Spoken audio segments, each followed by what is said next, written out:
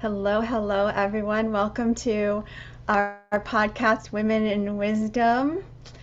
We all come from Bob Proctor's Thinking into Results program that was taught by Ewa Pietrzak from Abundant Results. And we are 8 coaches from around the world. We specialize in different areas. And during the trainings, we became not only friends, but we also are an incredible mastermind for one another. And we have a very deep soul connection. And this podcast is just an organic unfolding of our connection for one another. We inspire and we support each other every day. And we're so happy that we can share our hearts with you, our light with you, our wisdom with you, and how we navigate life. So today I've been thinking about actually the last couple of weeks intensely what it means to be in our power. Because there's the sense of a lot of people feeling powerless. And one of the things that I teach is effortless power and how it is to be in our power. And so I would just love to hear from you. What does it mean for you to be in your power? What is your connection to power? How does power feel to you in your body? Is it something you feel that you have had experience with, and are you able to? What is that like for you when you think of yourself being in your power? How does that feel for you, Michaela? Yeah, hi everybody. So I am Michaela from Berlin, Germany, and I am a relaxation trainer and coach. And I love this topic so much because I really think about having my power and what it means to me to am in my power. And I think about we are women, and with our somehow waves of our even our periodic way, I really notice then somehow there's coming a time where I feel myself more smooth and somehow more intense and more fine somehow, and to find in this smoothness and fineness also such a thing of power. And even when I feel myself powerless, really to notice this and to notice this and say, okay, right now I'm feeling powerless. Where can I get my power back? What could I do? Or how could I think? Or what can I do for myself to reach out for my power? And it's very powerful when you really write down the things that gives you power in your life. That maybe could go for a walk outside or connect with nature or somehow get in touch with such lovely friends that we do all week long and connect. And maybe it is also to get a sleep or something like that. And I find it amazing when you find out for yourself what are the things you can do for yourself to get somehow your power back, and don't feel curious or in fear that you lose somehow your power, but more to get connected with yourself and feel and breathe and really somehow get in touch with this inner part of you where your real power is. And that comes somehow when you are alone in nature or alone with yourself and connect with yourself purely. That's what I think about the power. I would add, Michaela, to what you say. I'm Camila from Poland. I'm negotiation coach, and I feel very much, Michaela, what you're saying. And Bree said about last week's. So I have a conclusion about last week's. And one additional thing: accept this feeling, accept this state of body and mind that you can't move now, or you can't move ahead now, or you are so afraid, or you're so harmless, or you're so ashamed, or you're something. And accept it, because if you accept it and embrace it, it stops to have such a huge impact on you.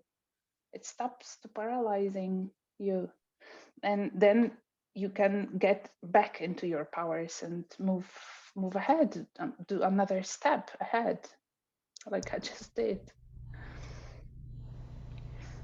That's beautiful. I love that you, Michaela, that you said that it was cyclic, and it's connected to our blood, and there's natural ways where we're kind of ebb and flow, and accepting these flows is what I'm hearing from Camilla, that if we accept these natural flows that flow through us and within us and connect with nature again, that's a really beautiful way to find our power when we feel like we may not have it.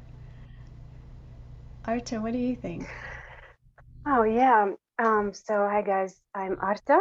I'm based in France right now, and I'm a personal development coach. I work a lot with creative people, and I'm also an artist. And in regards to personal power, well, these couple of weeks have been just a roller coaster for many people and for me as well. And for me, personal power has to do with inner resources, so resourcefulness. And it makes me think about how we spend our energy as well. And I know, well, also what we learned, of course, from our beloved Bob Proctor in the program, that it's so important to be in charge of our thoughts.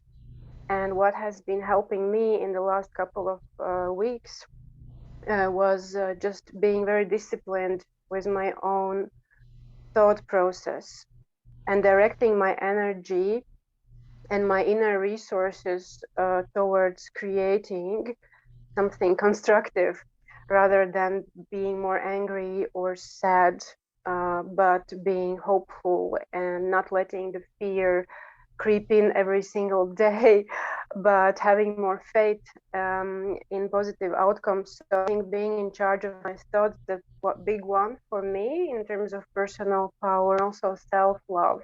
What already Camila was saying, just accepting it's okay, Arta, just take your time and relax. And it's time for me to just be kind to myself as well. Yeah. Yeah, it's so important because, well, these emotions are saying something. It's not about nothing. It's not just to Yeah. paralyze us. It's saying something, and there is a meaning in this communication. And if you allow yourself to stop for a moment and to be good for yourself, it's a game changer. It's about being authentic, isn't it? It's about being authentic to yourself and to others. It's for me, it's also about not tolerating things that maybe in the past I used to tolerate, but stepping into my own power means I'm more true to myself, therefore I'm more true to others, because I'm more transparent in the sense that what I am willing to tolerate and what I am not willing to tolerate, because no matter how independent you are and no matter how strong you are, working on your mindset and developing a positive mindset helps you to understand that over the years, slowly, maybe the power that you have, your own personal power that you have given in on the way to others without even realizing, and maybe creating dependency without even knowing that. But ultimately, these sorts of things shift you away from your own personal power. And what really helped me in my life is going through a mindset training myself and understanding all the things that belong to me, that I have given it away without even realizing it. My time, my patience, my many things. So reclaiming back everything, for me it was a transformational journey and a process to regain back all my power. And stepping into my own strength and power is for me where my freedom lies. Yeah, I love that how you connected your power with boundaries. One of the things that I've been really, I've had experience and memories of is fearing my power. And I see this with a lot of women is we fear our power. It's almost like it would overtake us or devour us. And I think for me, what I experience and what I see with the people I work with is, there were maybe other lifetimes where we were very powerful and it was maybe destructive or used against us in some way. And so the magic that we carried, we've had to kind of, like forget about, but now we're remembering. And so for me, just reclaiming this power, I've been on this kind of introspective contemplation for the last 10 years. 'Cause in Chinese medicine, they say the decade of your 40s is where you're in your power. And so I was waiting to feel something, but to me it was very quiet, and I always brought it back to the body. And my concept of power was one like we see in the world where it's abused and it has a very maybe toxic connotation for most of us. But for me, when I started to really connect with it, it was very quiet, but it was very strong and gentle and loving. And I started to connect with this effortless power within my body. And I could sense when I was in my power, I was in a relaxed state, which probably speaks to what you were saying, Camilla, that acceptance. And I could feel that energy coursing through me. And I wasn't cutting myself off from my power. So there was this kind of back and forth between fearing it and embracing it. And now when I embrace it, I feel it's what's the vehicle for me to bring my gifts into the world. Felice, you have Hi, everyone. Hi. Sorry, I was a little bit late. My computer was having a backup all of a sudden. Yeah, interesting topic. I'm listening with great admiration for all of your different point of views. Power, it's such a complex word, actually. I resonate with the fact that when we all say that we are centered and we are feeling our power, we're connected to our power, we don't have any struggle. And I believe as a self-image coach, even as a coach, I get challenged too. And the moments that I lose the connection with the power within, I remind myself of my why. I remind myself of my why, and I try to figure out in the challenges that I get in life, I try to figure out, and this is what I tell my clients to do too, figure out what the challenge is that you're facing. Why is it irritating you? Why is it upsetting you? How come you're disbalanced and you're losing grip and you're feeling that you're out of your control, out of your power? And there is a red wire always in our lives that shows us through emotion. I feel through emotion when I'm not connected with my power. So when I feel irritated, when I feel sad, when I feel upset, when I feel angry, when I feel disappointment, the only way to find my power is to reconnect with myself and ask, okay, what's the lesson that I missed here? What didn't I do right? And it's not about the other person, it's about me. You know, when I lose grip of a situation, or I have the feeling that I am not at peace inside, I try to find my power by reconnecting with my feelings and asking myself, okay, if this situation is causing stress or a feeling that I'm out of control, what does it say about me?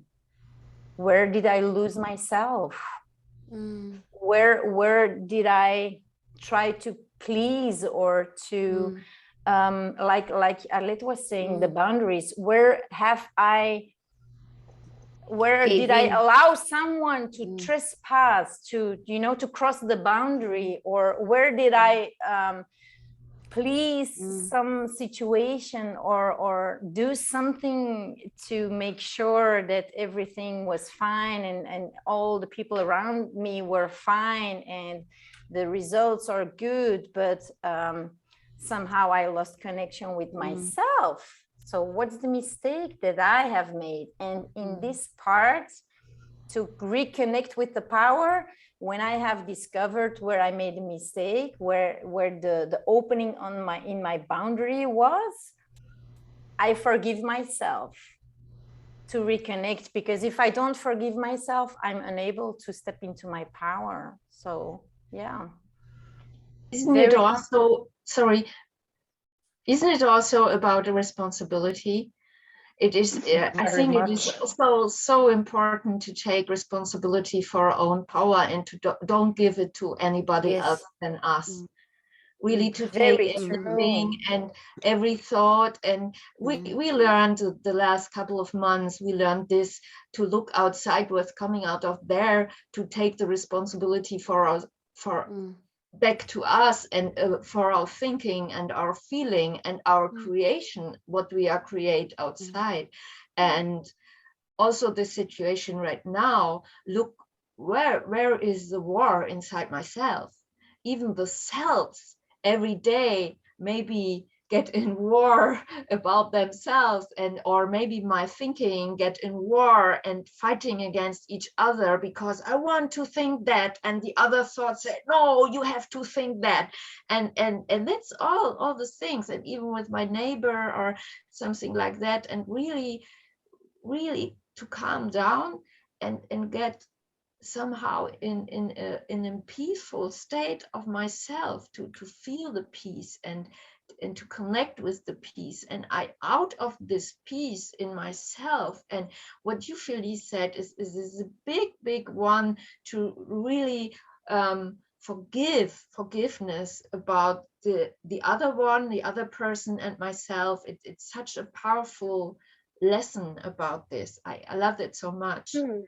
I think it's important for all of us to understand, and also for all our clients to understand, that whenever you are connecting with someone and someone is disappointing or hurting you, or vice versa, you are disappointing someone else, it's because there is a gap, something's missing, and that's a gift. It's actually a gift when you encounter a situation like that. And maybe when you are losing your power in a situation, that's the moment where you can grab the opportunity, grab the responsibility, like Michaela is saying, grab this responsibility. And if you see it, embrace it, like Camila is saying, and grab the opportunity to take your chance to change it. Because if you do not take responsibility, if you do not wish to see it, if you do not want to admit it, that you have lost somehow control, or you are disconnected with your power, you cannot grow. Yeah, because sorry. Yeah, it's okay. Because also responsibility has to do when you give away your responsibility that is yours to somebody else that is yours. You're also giving away your power, because your well-being will depend on somebody else's hands and on somebody else's mood. So that's why it's important to know about these things, because sometimes we do things because we think that it's much better to do it because we will have more time, it's better for us, less work, or whatever, under whatever circumstances it is. But what's really happening is that you are giving your well-being, will depend on somebody else's moods. And on circumstances, you know. But the point is that very many people think that they are harmless and they can do nothing in several situations. Like right now there is a war, so we can do nothing about it. We can only live in fear and expect the Russian army to arrive to my country. And actually, it's not particularly truth. Of course, Yeah, and things then it also could is happen. about, I hope it won't. But what we think is the most important. And Yeah. the point is to take the right perspective. And we go back to what Michaela and Felice said. We need to take the right perspective and look at our situation from a little bit of distance. And we can look at that and say, hey, I'm not completely harmless. I can do this, I can do that. I can go to Arta, or I can go to Michaela and stay there for some time. Maybe I will find a good school for kids there. Or maybe I can still stay here and, I don't know, be ready. Or maybe I can support someone to make things changed. Yes. But Camila, you are saying all that in a peaceful way, right? I just had this question: is the most powerful emotional state peace internally? Great Love. question, Arda. Question. I like this question. Repeat your question again. Is the most powerful emotional state within me as an individual, is it peace? What's the most powerful emotional state? Is it peace? It For depends me- on what you want to get, I guess. Because working and acting in stress is very powerful and efficient. It's fast, it's strong, it's very powerful, but depends on what you want to achieve and what is the time distance you want to get it, right? And I think peace is much more Inner peace. Yeah, exactly. more strategic than working in stress. But even Camila, as a business coach, even when someone is doing massive action taking and has this feeling of healthy stress, then it's very productive. But even a person with healthy stress that's in control always has a certain inner peace because he knows what he's doing, right? Well, getting the inner peace is not that easy. Even in negotiation, people look calm, like me right now, right? Yeah. But yeah. inside they're trembling, or they are angry, or they are something. True. And it's not so obvious that they're calm. And well, finding this inner peace is a masterpiece. And I have another question, Arta: how to find this peace and Well, I wanted to regulate say it something to somehow that, if you're. Camilla. Because you said something very important, that they may seem calm on the outside, but inside they're feeling all of these things. And as we know, the dominant vibration is what's creating the reality. And so Yes. all this work that we're doing in mindset work is really about transforming the vibration that we carry so we can create that in the world around us. And this is really about the power that we actually have. We have the ability to take responsibility for how we feel, because it's the feeling that creates the dominant vibration. And so how do we do that? Michaela had some great ideas about going into nature. You know, Arta talked about using it constructively. I mean, I could see her shift into her power when she was talking about, you know, being creative about it, and forgiveness, all of these things. But Giving meaning. Giving positive meaning. But as we know, if we want to experience whatever we want to experience in the world, we first have to be that. And so we can just spend time each day writing about what that feels like to be that, what that looks like for us, so we can start to connect with imagining what that is. And in that process, we begin to infuse ourselves with that vibration. And then that is what becomes the dominant vibration, because we don't have a concept necessarily of peace. You know, that might be too big of a concept for people, right? It's too, especially when we're in the midst of fear. We're in the midst of some sort of thing that's disconnecting us. So what's the next best feeling that we can have in that moment? You know, and for me, I go for walks. Like that helps me clear my head. So if I'm coming up against myself, I have to move my body. So for me, anything having to do with coming back to the body, we have to give it expression, because the vibration and the creation happens through us. It is us. Self-image is everything. So Yeah, that to me is where is the key point. Yes, yeah, Michaela? and my insight is, again, it starts with awareness, isn't it? When I be aware of my fears, and so I first have to become aware of these things, and then to become aware of it. What would I do now? And it's really the best key I ever noticed, this awareness about my thoughts and my feelings, and what can I do, and that's, it's every time, it's now. It's this challenge. It's now. And when you go with your thoughts in the future or in the past, that isn't right now. Right now is only now, and you have to train, and you can look, what will I do now? How will I feel now? What would I Yeah, do now? Should dance because that. yeah, maintaining peace. Yeah, maintaining peace. It's a continuous journey, isn't it? It's not like it's a destination Of where course, it's you. a journey It's a because continuous thing. It's like what you all it said. is. Working on Because our mindset, giving meaning, trying to, whatever happens, trying to refocus, bring ourselves back to balance. So and you know why it's a continuous process? Because we are human beings and we are yes, connected to each other. So we yes, have these triggers going on around us all the time because yes, we don't live isolated, right? yes.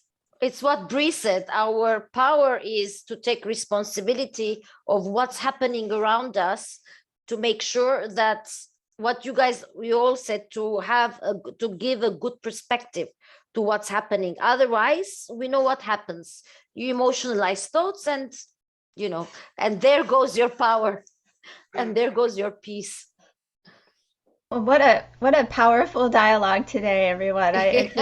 I mean, every time we do this, I feel like we could just keep talking because there's always so much Yeah. more that we could say. But I really loved how we talked about power being our personal responsibility, healthy boundaries, acceptance, creation, forgiveness, the body, how we feel, all of that. And I think we really, you know, touched on some really key points. So I would love just to thank everybody for your insights, your wisdom, your shares, your light, your heart, your love, your peace, and your power. And if those of you who are out there watching are enjoying what you're hearing, share with others. If this is inspiring you and you really are resonating with what we're sharing here today, share it with someone else, because you may be that bridge for someone else to connect with their power and their light and their wisdom. So blessings, everyone. I wish you a beautiful, powerful day.